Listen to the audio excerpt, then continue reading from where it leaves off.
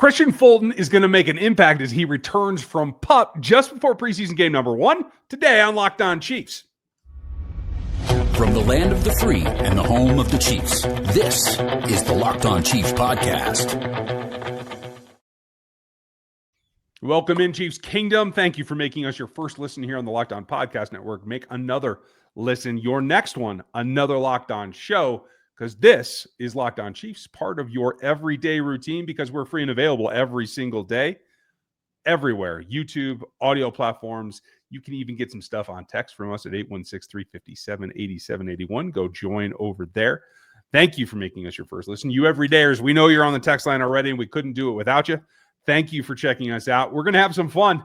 We're going to preview game number 1 of the preseason against the Cardinals today. Who to watch, right? It's real. It's all of a sudden, it's real. This is Chris Clark.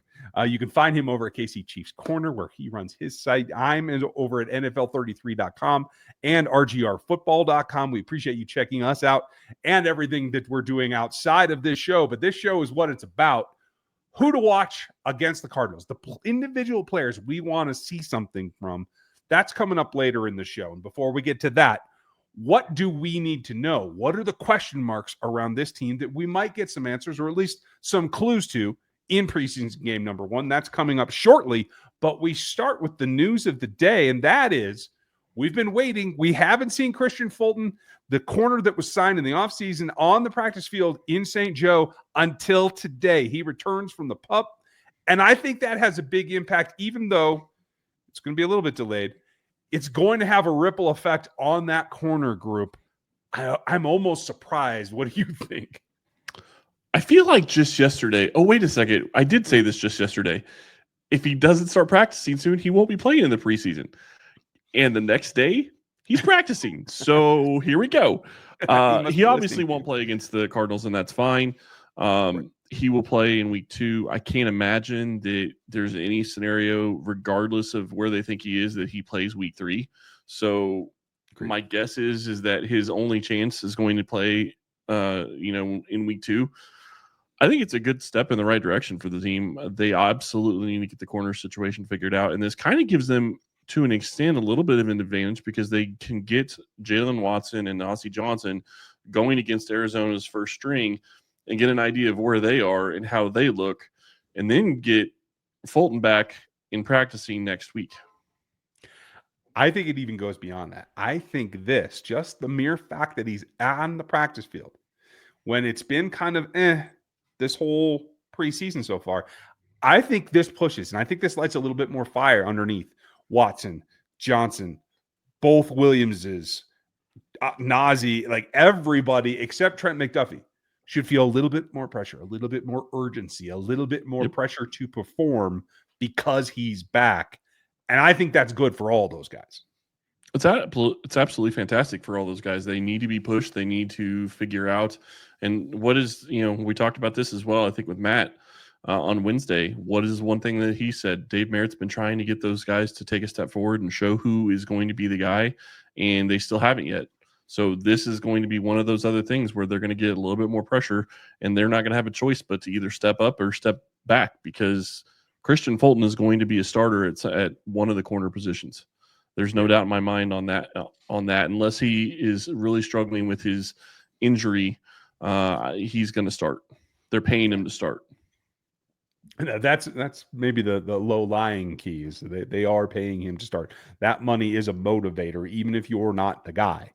The other thing that's a motivator is finishing a job that's been started. The other guy that made it back to practice today is Tranquill.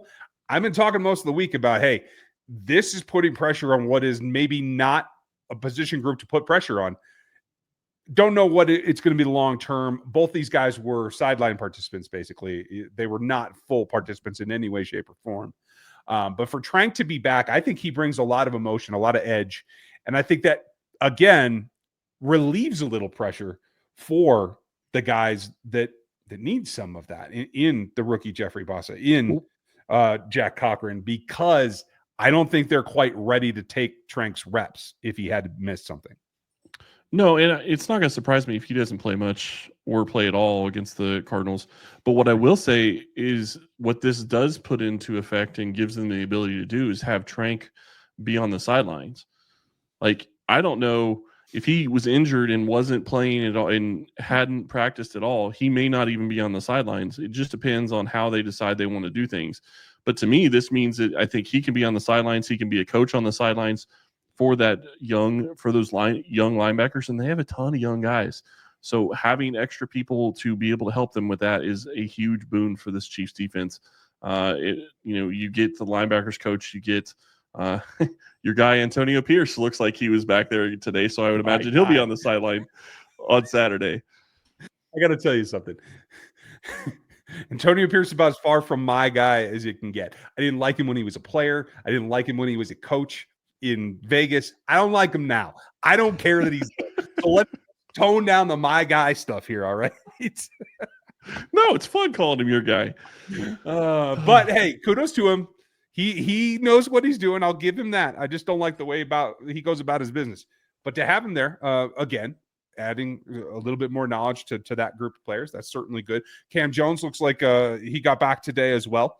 A guy that probably needs as much tutelage as possible. So more power to him.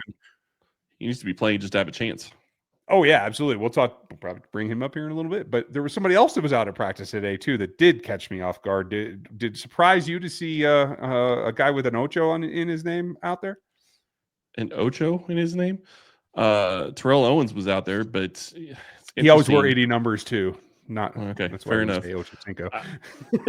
Fair enough. It's interesting that he was there, but it doesn't shock me. Andy Reid always has had a great relationship with his players, so him still having a relationship with TOs, I'm sure the reason that he was there. But Mahomes, Kelsey went up to him, gave him said hello and talked to him. And George Brett was also at practice. I mean, I didn't realize that one. Yeah, that one was Travis caught a pass, and I think George Brett was talking to Dave Tobe, and Travis went and put his hand around George Brett and started talking to him after he caught the pass. Saw a video of that. That was, it is what it is. They're having fun, and that's exactly what you need to be able to do. I mean, they're not going to get care that Trav went out there and talked to George Brett. So, how could you?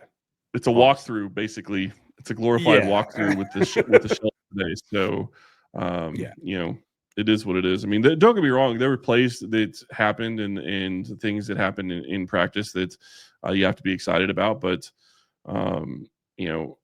this is one of those where it's basically like a 10-10. I mean, it was a 10-10-10 type practice, and it's a glorified walkthrough at this point. Yeah, and they got stuff to do. So that's what they got to get to. We have things to do.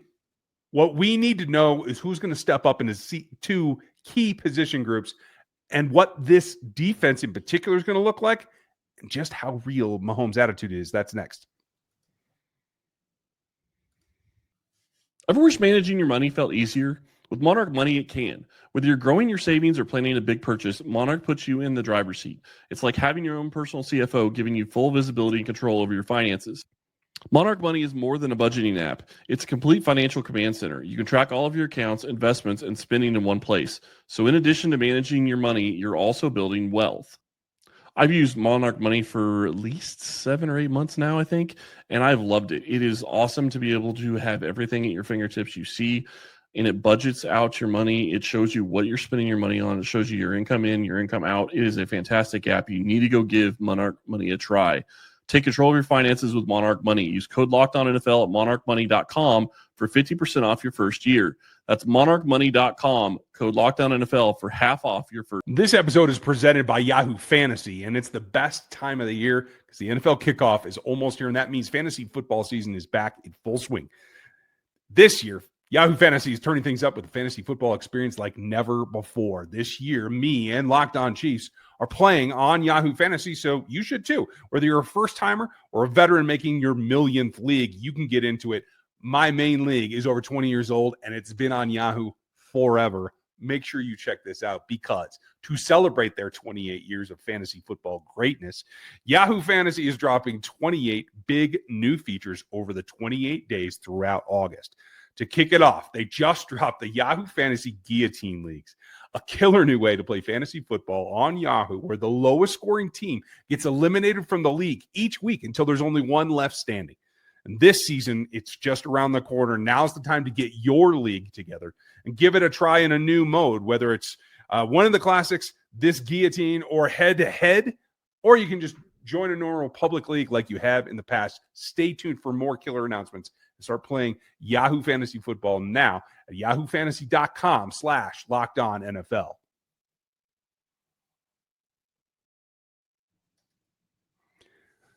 There's a couple of things you got to sort out when you are building a team, and every 53, every year is different.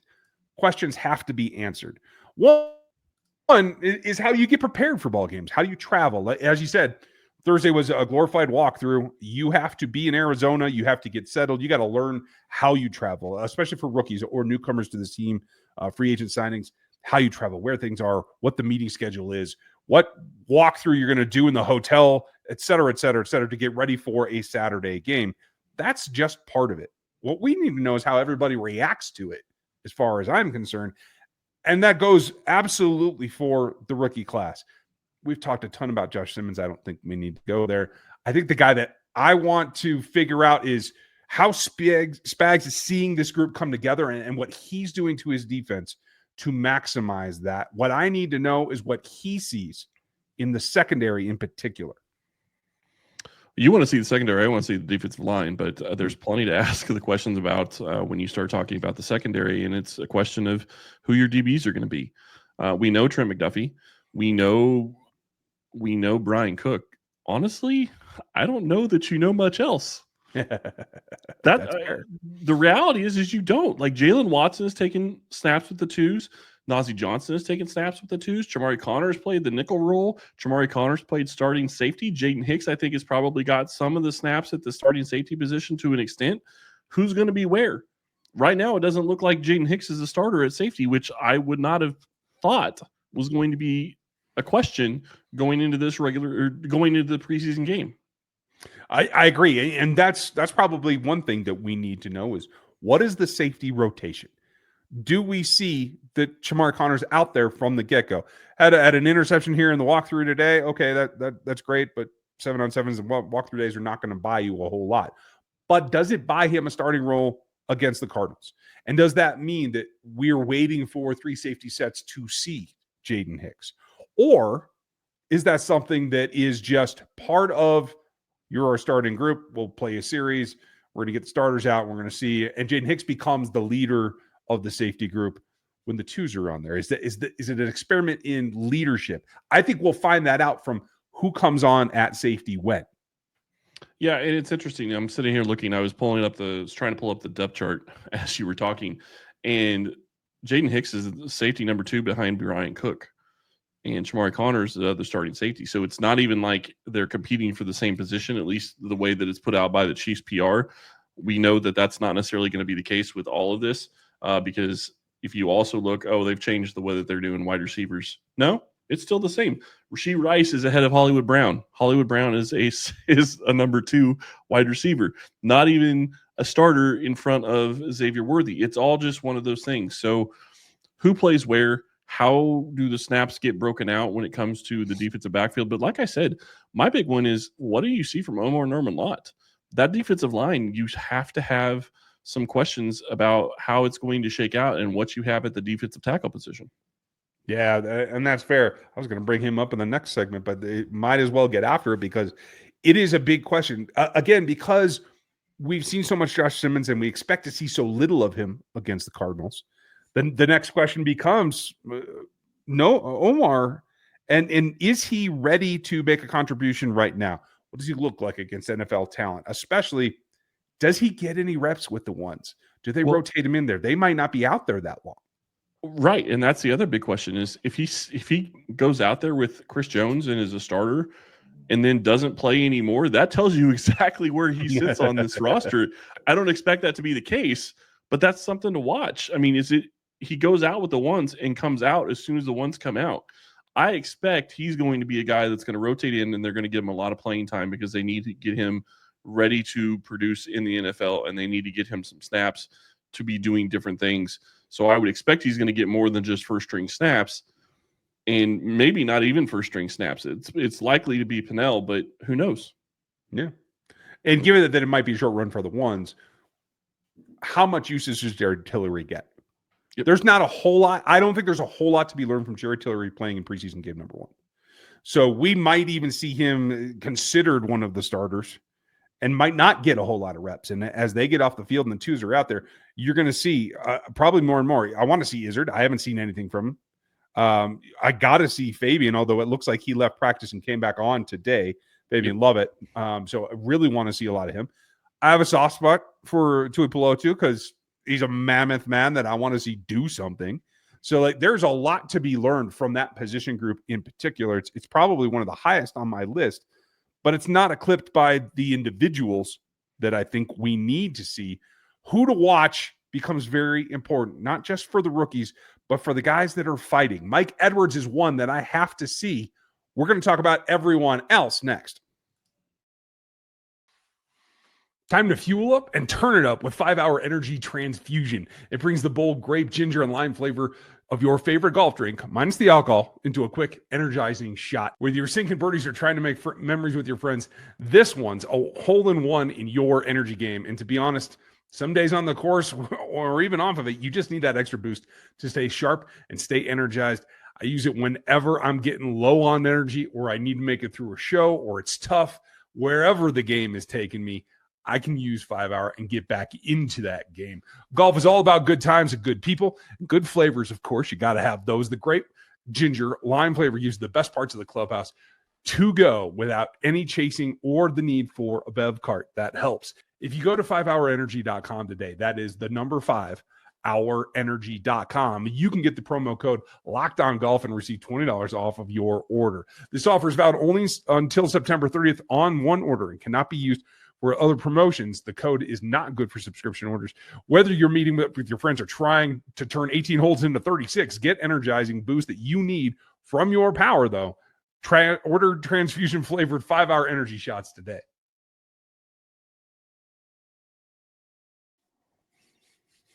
Well, since you grabbed Omar, I don't have my first one, so why don't you start us off here? Well, to me, it was more of a defensive tackle thing than really it was necessarily Omar Nurmalot. But Josh Simmons, and I know we've talked about him a ton, but I still want to see him against other competition. I want to see what he looks like. And the other one I'm going to throw right there with him is Kingsley Suamataia. How do those two play when they're out there? They may not get a ton of snaps, but I guarantee you I'm going to watch those snaps probably 3 or 4, maybe even 5 times just to see what they're getting and how they're working together and how it all works and what it looks like. Yeah. And while we're going into all of what we're going to be watching, Reed did say, and we didn't mention this, it sounds like they're going to have the 1s, 2s, and 3s and 4s play 1 quarter each. I don't believe that for a second when it comes to Mahomes, but just wanted to throw it out there so it's clear that's kind of what the team has said. Yeah, which if we get 2 drives out of the starting offensive line, okay, I'll live with that, especially the 2 that you mentioned. That makes a ton of sense. And folks, if you want to break it down with us afterwards, we will be live post preseason game number 1, like we are for every regular season game, like it has ever happened. So make sure that you're with us, like and sub and do all that stuff, and check out our other outlets as we get you ready for this game and all of them. This is not going to surprise you. I'm going to stay on the defensive side for my next guy to watch. I know. Sometimes predictability is good, but right now he's listed as a 2, and I'm sure you know where I'm going. I don't think anyone but Josh Simmons is anticipating as much performance from Shalati as I am. Josh knows. I think he's going to get out there, and it's the change of pace as much as it is just the trailblazing, right? I think if we see him play overly well, and I don't mean just middle of the road, but like if he makes impact when he's not out there.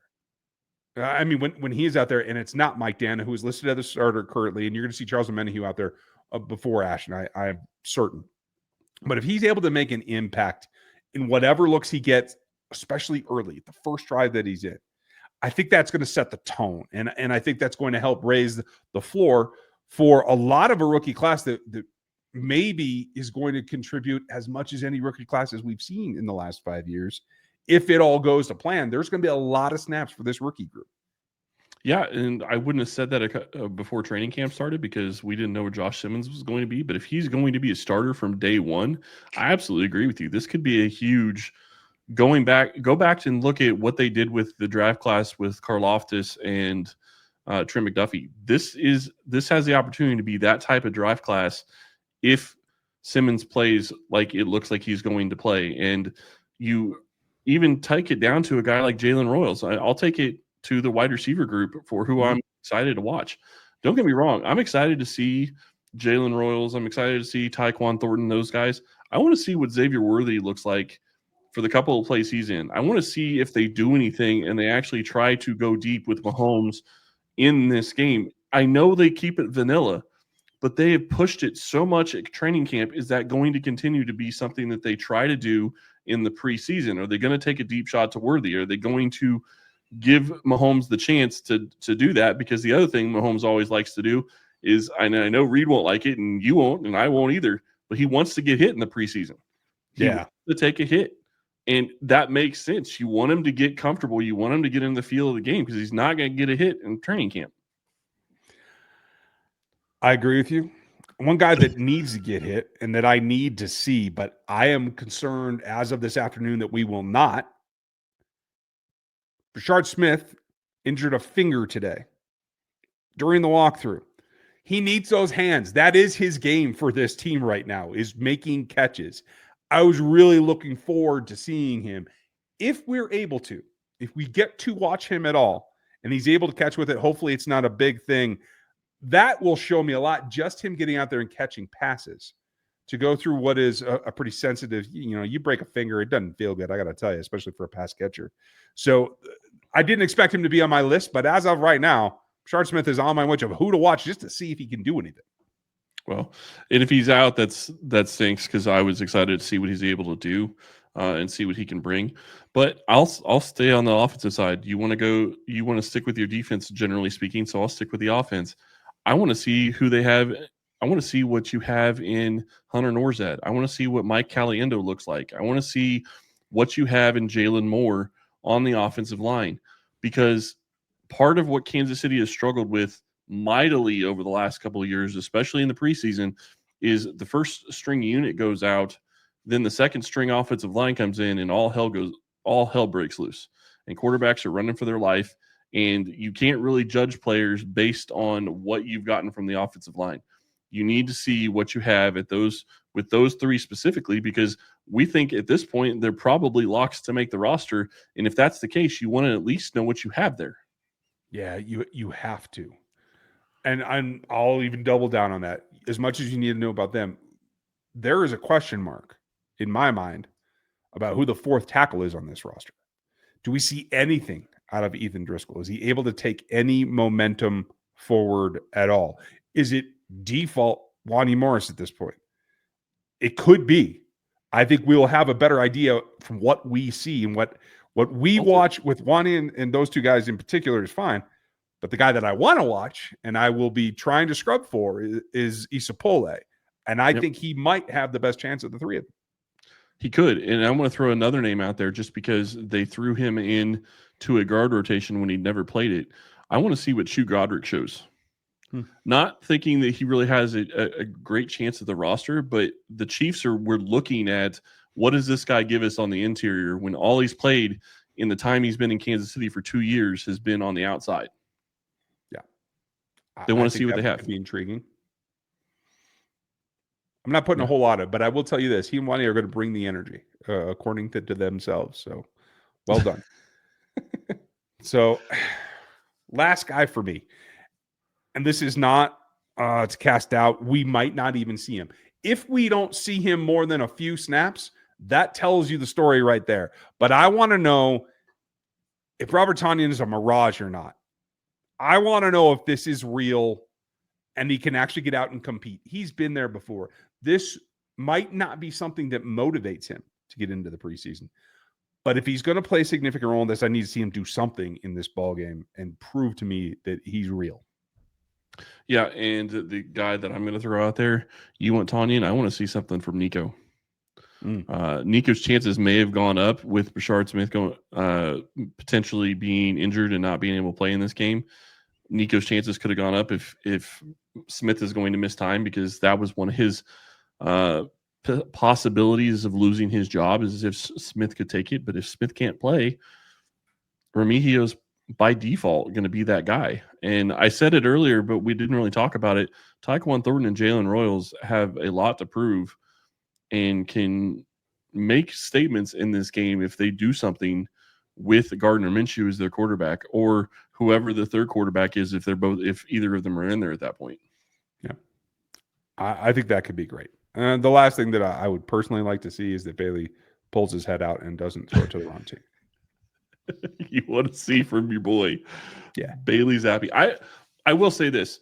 There's one defensive position other than defensive tackle that I'm curious about. Obviously, I'm curious about the corners and the back and the DBs, but I'm really going to be curious. I want to see Bossa on the field, which I'm sure we're going to see a ton of, but I also want to see who they use around him when you're talking about the other backup linebackers. Cochran is a guy that we know, but haven't had really much of a chance to see McDonald, see Brandon George. What are those guys able to do on the field? Can they make a name for themselves playing defense? Because right now, their chance of making the roster is likely to go through special teams. And we haven't mentioned that either. That's the other big key that you need to be watching against the Cardinals, is who is your first string in all the different special teams units. That will tell you where some of these players are right now. And if you can watch that from week to week, you'll have a pretty good idea as to if players are moving up or down. And if you don't watch that, we'll let you know, because we will. Yep. That's the way that it works. We appreciate you guys being with us. Are you ready for preseason game number 1? Actual Chiefs ball. I certainly am. I know Chris is. So we hope that you will continue joining us. We will be live post-game. Do not miss it. I appreciate you guys being here with us today, doing the thing and all the stuff. We're going to have a good time, and we are ready for actual football to kick off. Have a great weekend. We'll talk to you Saturday night, and we'll see you then.